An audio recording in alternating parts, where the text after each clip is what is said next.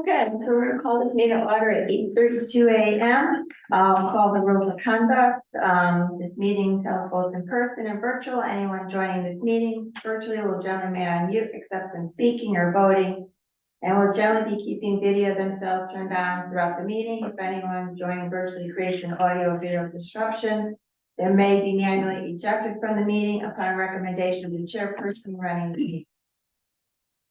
So our first order of business is to approve the June 14th fiscal policy meeting minutes. Do I have a motion? And a second? Second, Mark. Has anybody any comments about the minutes? No, my last name has no S on page 2. I'm gonna point out where. Like there's a fourth line down. Or no, Sixth sixth paragraph. line down. Sixth paragraph. Then Okay. Any other changes? No? the Okay, so motion to approve with that one correction. Do we have all in favor? I.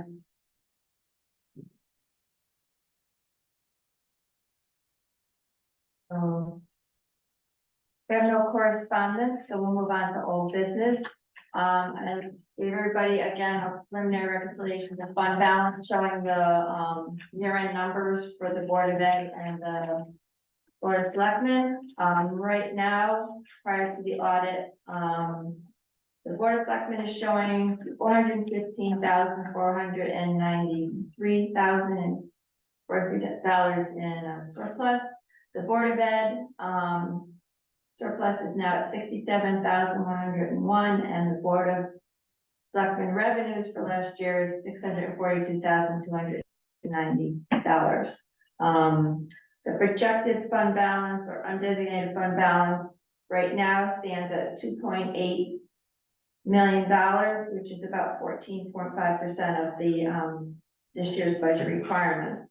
Again, this is all pending audit, and there's, I think, one or two minor adjustments they still have to make, but this is what's going to be reviewed next week by the auditors.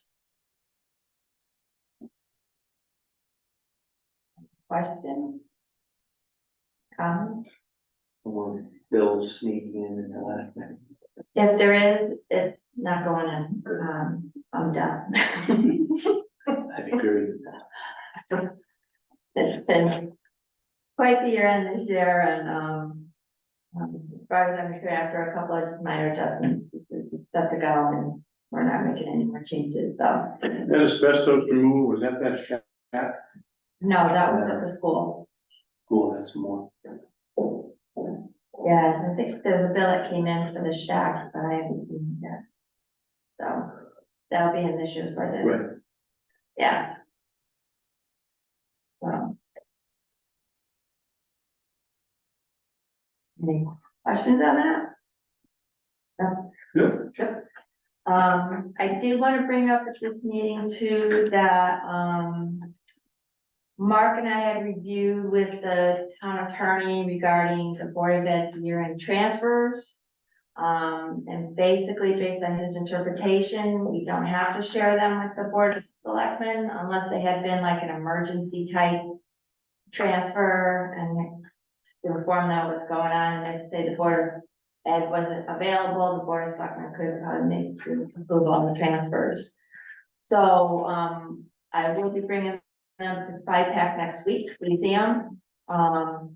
Just so you have, see what was done during the year end, but, basically the attorney says that, you know, Board of Ed has their oversight of the budget, and no input from anybody else can be made except for making suggestions and all that, so.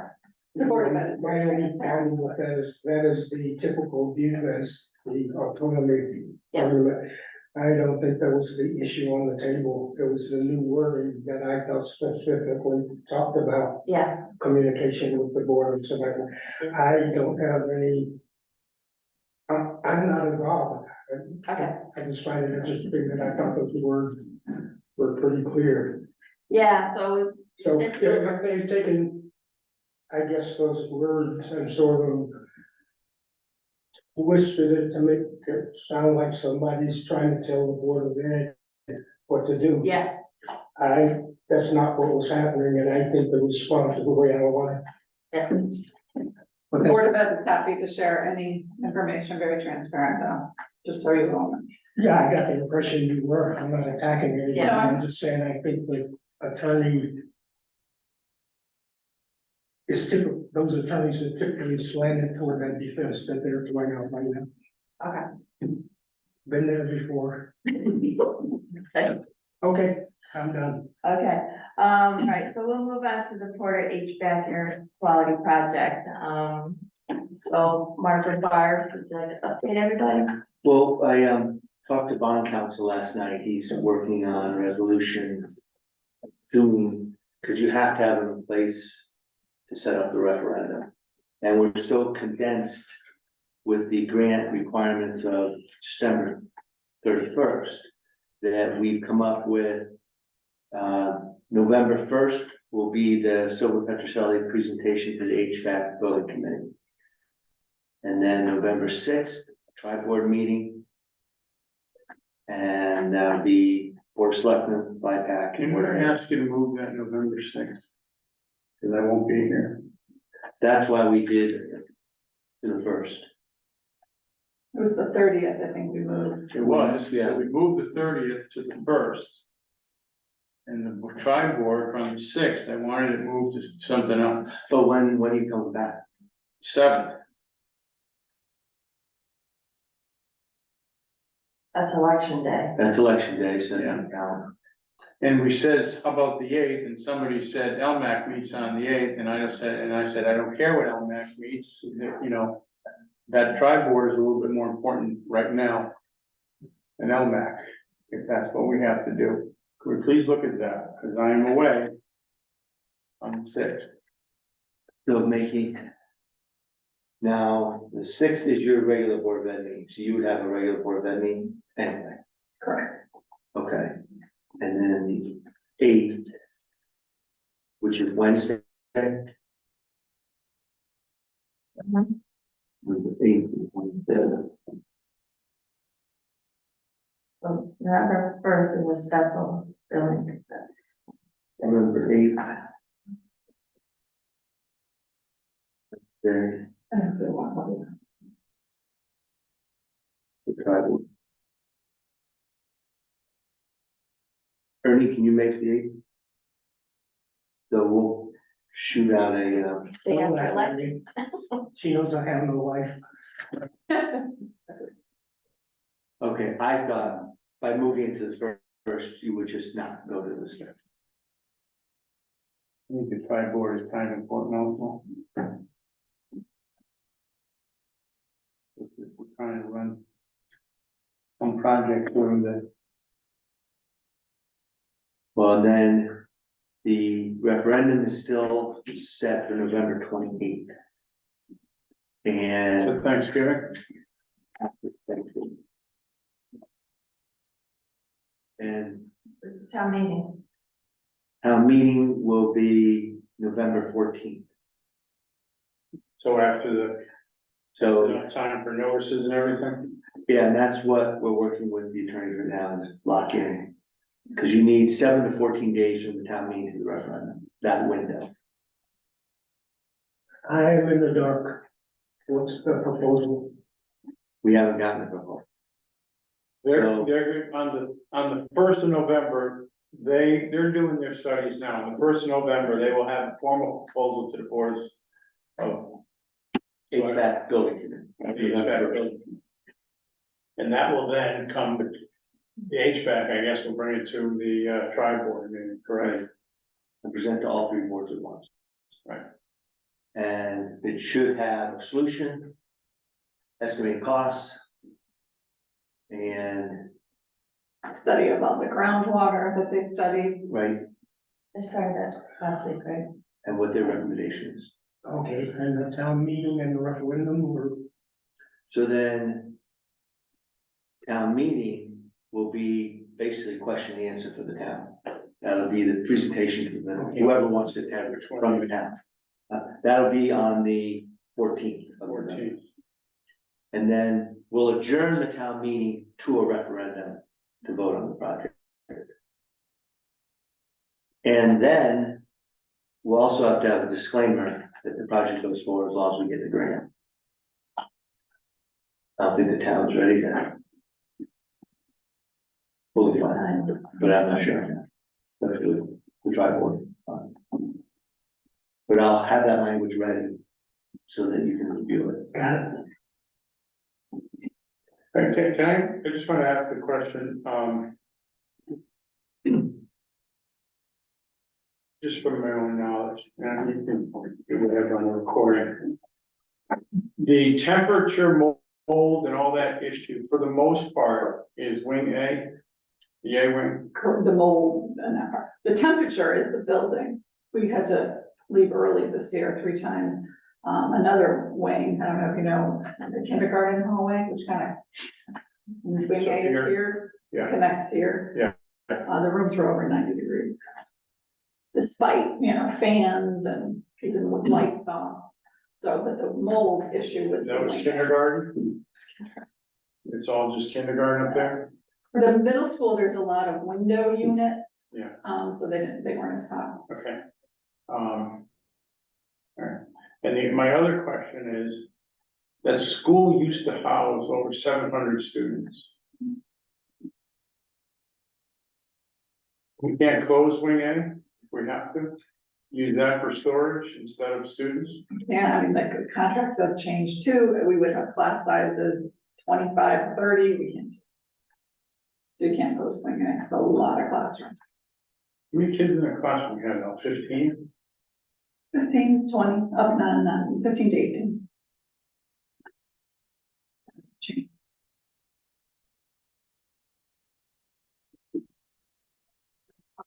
Classrooms are.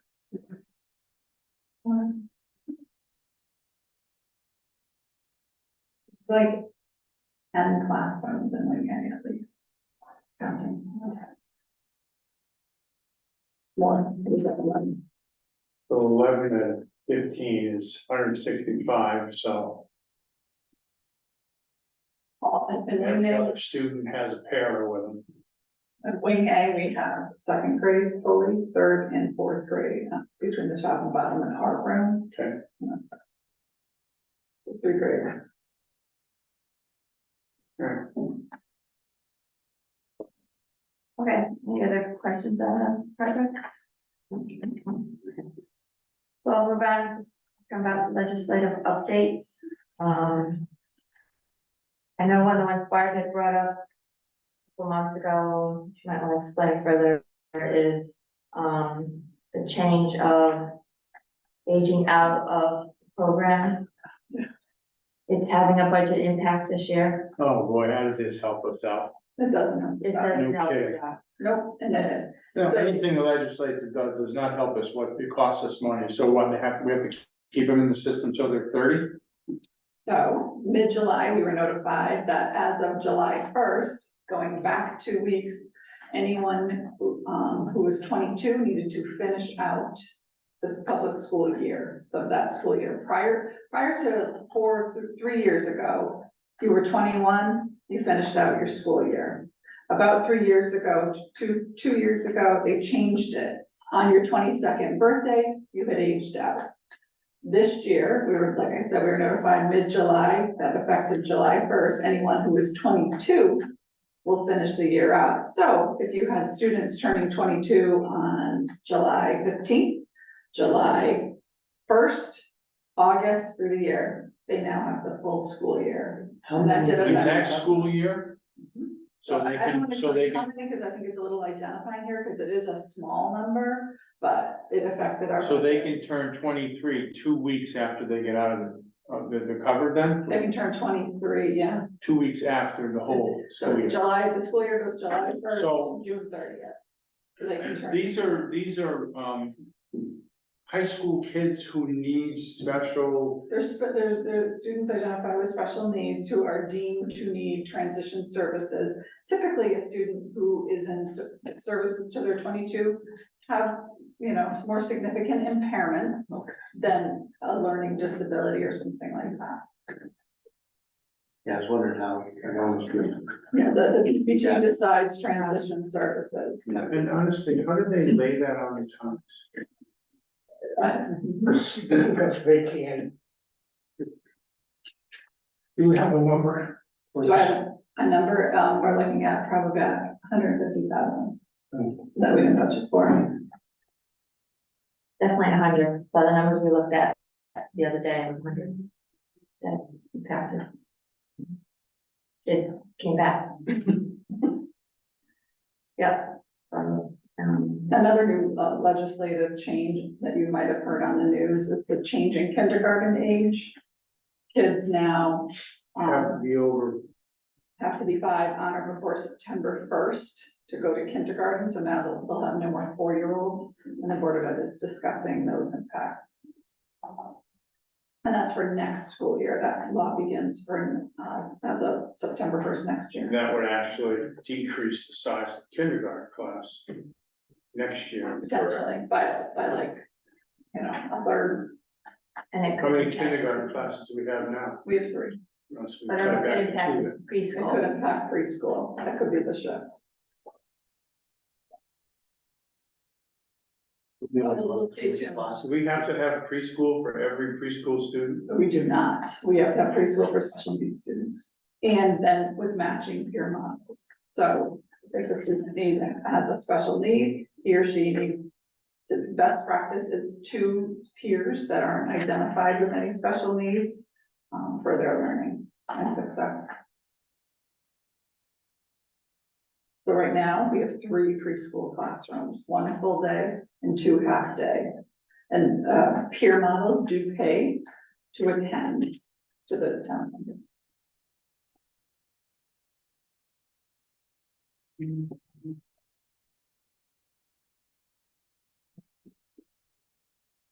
Any other legislative updates? You're right. No, just for this legislative round, we're gonna lobby for more state funding for special education. Currently, it's inadequate.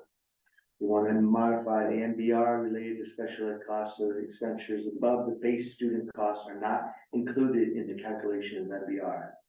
And they want to assist towns and cities to address non-budgeted mid-year expenditures related to special education costs. I think we asked that every year.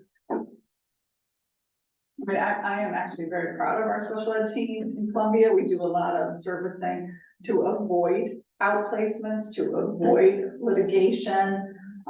We have some really special people there. One, for example, her name is Rosie Rinaldi. Do you folks know her? She has a very, very high certification through PD in reading. So she does a program called the Wilson program, no relation to me, which most districts are getting nailed for, that they don't have a Wilson certified instructor, and then they have to pay for a Wilson certified instructor. We're very, very fortunate. We can provide that rate within our building for her teacher salary. That's just one. The only other legislative update I know is the minimum wage is going up on January. Right, 1560 something. 69, so it's gonna have a minimal impact this year on our budget. Just got bumped a few people, I think it's mostly voters, maybe some election workers. Have to look at the sub rate, we may have to bump that a little bit, I think we do. I think right now it's at 15, so we may have to bump that. It's like 110 a day. Yeah, so we have to bump it to 115 or 120 or something. So I'll take a look at that. So this year it should be okay, so next year we'll just have to review it and see when, if they're gonna make this an annual event, minimum wage and account for that when we do the budget, so. That's all the good news on the legislative updates I have. So good. Yes, I just letting everybody know, just remind them, next week is the town audit. They'll be here Tuesday, Wednesday, Thursday next week, 3 full days. I'm finalizing everything, getting it to them. I think they haven't asked to schedule any meetings with either Barb or Mark yet. Sometimes they come and say, hey, can we send a minute? They ask difficult questions to anticipate or know of any irregularities they need to look at, but they haven't requested that yet. It is a different team than last year. Actually, Chris King was here in, when did it come, July?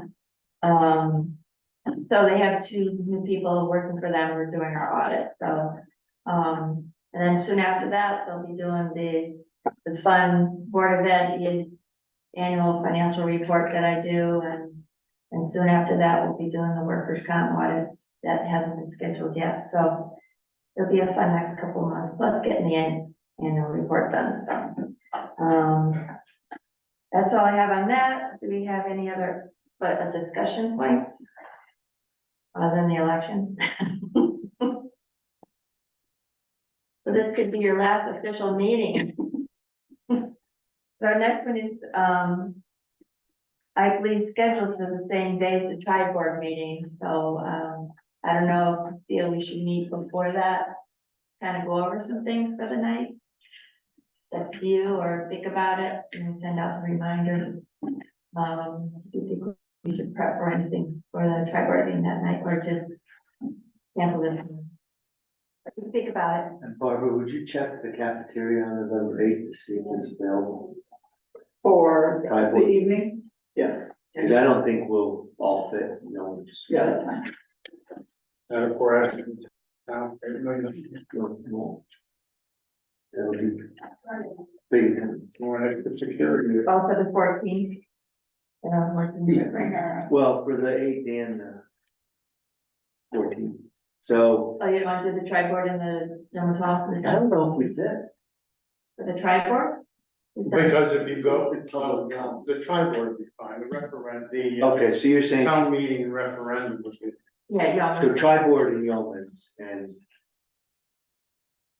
town meeting and well, referendum could be held in Yeomans. That's just all day. Voting. That's right. Well, the referendum, I don't know if you could do it in the school. You have to, because usually they dog section and all that. Shoot. We did it last time here. Yeah, okay, so Probably have more people than we will have for the local election. November 14th. Tri-board, having tri-board at Yeomans.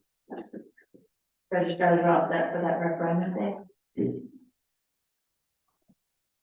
But I gotta check with Bob Banning to make sure he can make the 8th. Or so, so.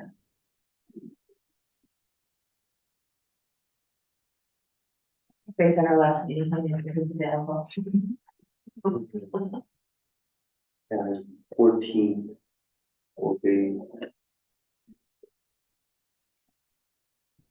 We captured.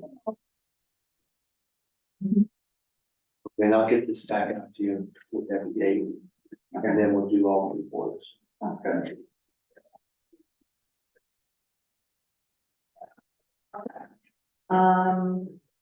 Finance department, I don't have any other updates, other than I'm just trying to finish up the year end and keep doing what we're doing. I mentioned the next meeting is the 8th, so just think about it, whether you want to have the meeting or not. That's the same as the tri-board meeting. Do we have any other discussion points or anything? Other than Ernie? Ortiz, you mentioned a meeting with the bond council. It was a phone meeting, and right now, Mike Patello is putting together referendum language. Regarding what? The referendum voting to approve the funding minus any grants we get. So we're analyzing the ways to finance the balance. Or, Right. We don't know what the balance is. I know. Okay, Is it the boards, the Board of Ed, Is it their desire to do the whole school? We'll see. I mean, it would be ideal to do the whole school, Oh, sure, you know? if we had the money. But Correct. instead, we have to go and As I said, I pay mean, for $8 million. This year, it was a tricky year. We had to cut instructional days, 3 days, because we cannot have people in the building with heat over 90 degrees. Yeah. Yeah, I get it. Love heat, and I can work in 90 degrees. Yeah. I mean, so, you know, we did everything we could. My office, we moved furniture all against the wall. We brought classes in because it has air conditioning. And when was that? Was that September? Was that a heat, yeah, was that a heat wave? Right after Labor Day. I always find September now is worse than June, you know? So in the summertime, when we have summer school, we use the library, we use air conditioned spaces. But when we have every classroom there, we don't have wall units for every classroom. Not a lot.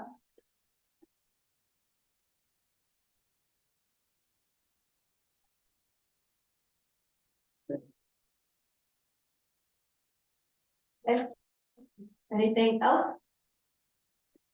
Need to go. Adjourn. Right, to adjourn, and 8:59. Mark says yes, and everybody's saying yes, so I guess we're ready to adjourn. Thank you.